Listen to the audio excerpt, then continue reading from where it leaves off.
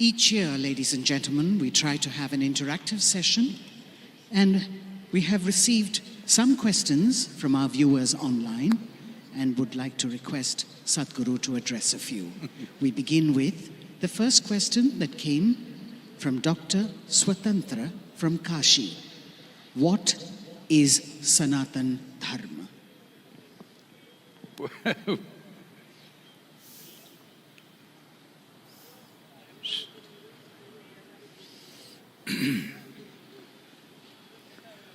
Jaya Jaya Jaya Mahadeva, Jaya Jaya Jaya Mahadeva,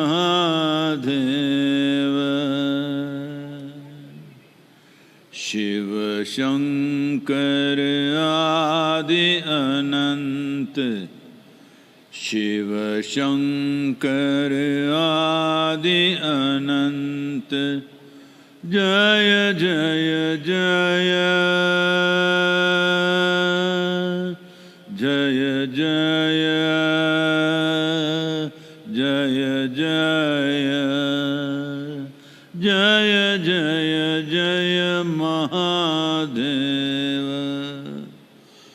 Jaya Jaya Jaya Mahadeva.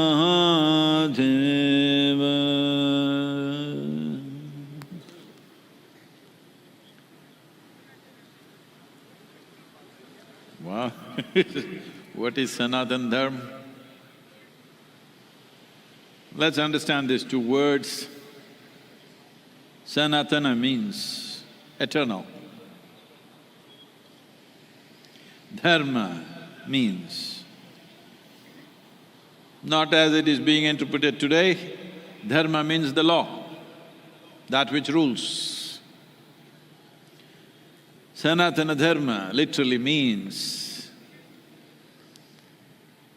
that framework of principles or laws which rule life eternally. There are certain things which are seasonal. There are certain things which are generational. There are certain things which belong to different eras. But there is certain aspect of life which is for always, certain framework, certain laws which are for always.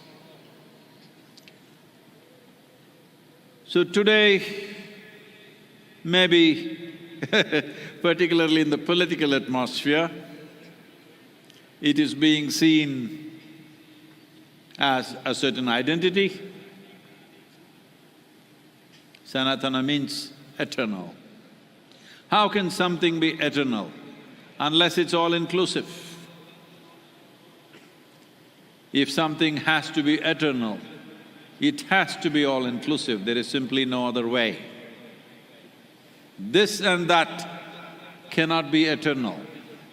Only that which embraces everything can be eternal.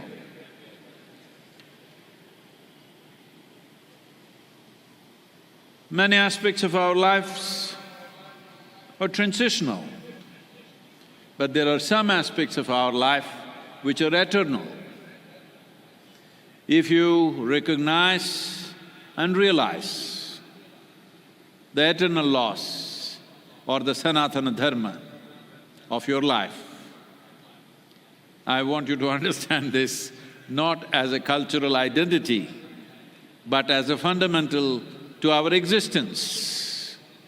Those laws, the framework which governs the fundamentals of our existence, this is Sanatana Dharma. A culture which invested heavily in this direction, a culture which made ultimate freedom or liberation or mukti or moksha or nirvana and many other names, which made that the main principle of life, got identified as Sanatana Dharma. That means Our fundamental goal is ultimate. On the side, we do many things. People have businesses, people have families, people have careers, people have this and that, pleasures, fads and compulsions. All these are side business. This culture invested itself in such a way, the main fundamental focus of this life is ultimate liberation or moksha. So this culture got the identity of Sanatana Dharma because there are many longings within a human being. When you're a little child, lollipop is the highest longing. As you grow up, it changes. When you are 12, 15, one thing, 18, 20, another thing, 30, 35, another thing. But if you examine your life carefully, if you look at the nature of your desiring very carefully, you will see the longing is to expand. Whatever you have, whatever you may be in your life, you still want to be something more. If that something more happens, you want to be something more. If that happens, you want to be something more. If you really look at it, you want to become limitless. This is the longing that the very nature of how human being is made is such that something within us does not like boundaries. Something within us wants to become boundless. If it finds an unconscious expression, if it finds a very physical expression, we call this sexuality. If it finds a mental expression, it gets labeled as ambition, desire, conquest, or maybe simply shopping. If it finds an emotional expression, we call this love. All these are longings to be something more than what you are right now. If it finds a conscious expression, we call this yoga. So in one way, I know some won't like it, but I'm not standing for election. So so in some ways, what you are recognizing as Sanatana Dharma, as a culture, is a mass application of yogic sciences. When you want to apply a profound science to a whole population, it needs to go through a certain amount of transformation. So that transformation, today generally getting identified as Sanatana Dharma. But the most important aspect is that Sanatana Dharma means you are not caught up with the immediate needs of the day. Your focus is always pitched towards the ultimate goal of life. Day-to-day things you'll handle it to the best of your ability, but that does not determine the quality of your life. The longing that you have to become free, the longing to become one with everything. When you say free, you want to become free from your individual nature. In a way, you want to become free from your own existence so that you become one with everything. That's why I said, nothing can be eternal unless it's all-inclusive. Sanatana Dharma, the only way forward, if you ask me.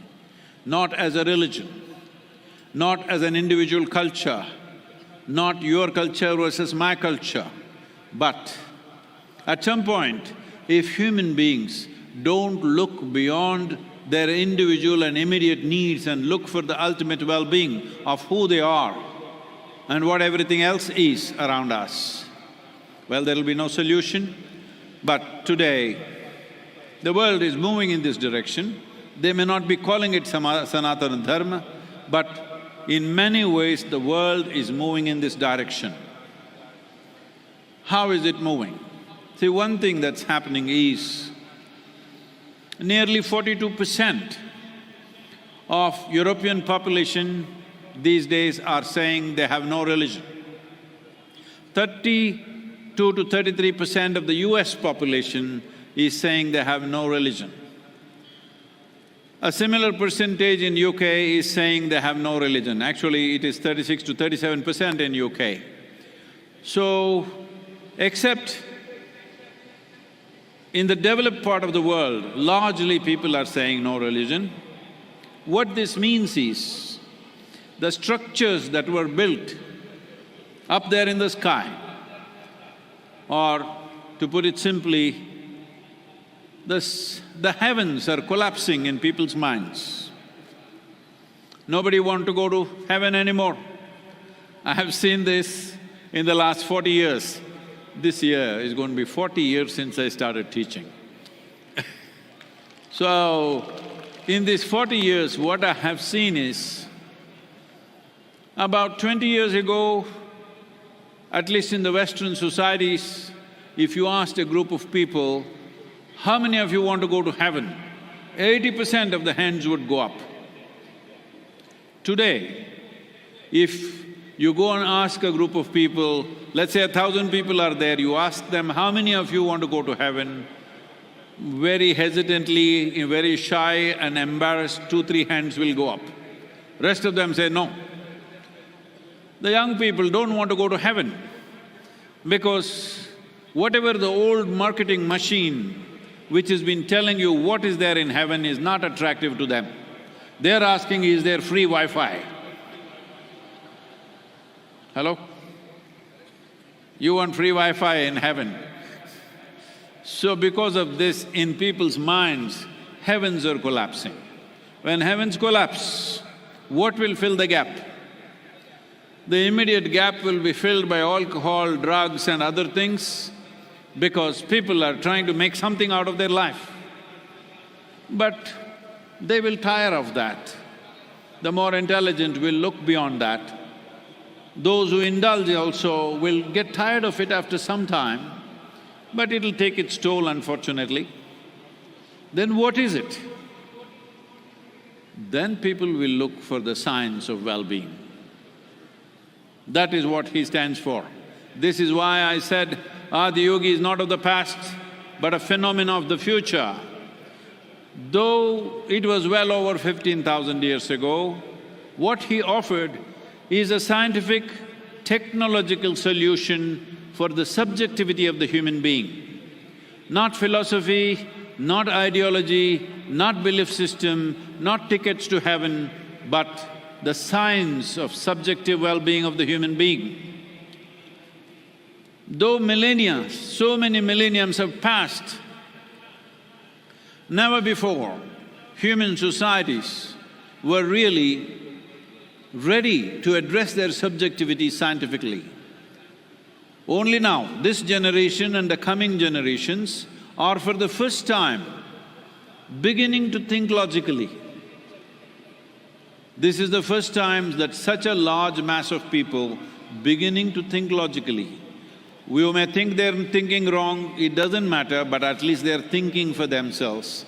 Otherwise, in the previous generations, they were not allowed to think, especially ladies.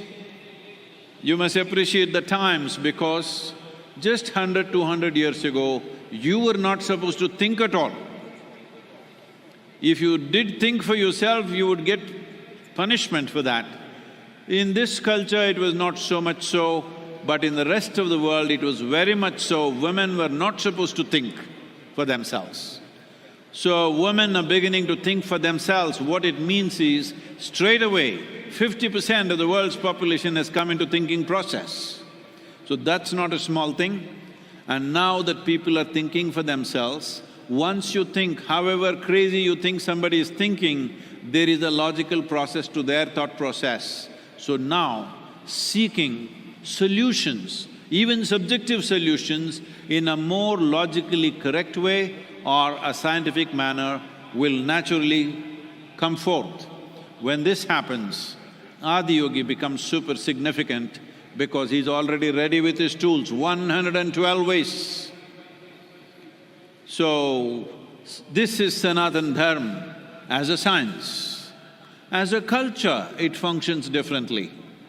We don't have to impose our culture on anybody. But science is not an imposition, science is a solution. So in many ways, the future of the world is in Sanatana Dharma, but don't try to rub it on them saying that you must take up my culture. Not necessary. The important thing is they look for ultimate well-being, not for immediate well-being. That is Sanatana Dharma.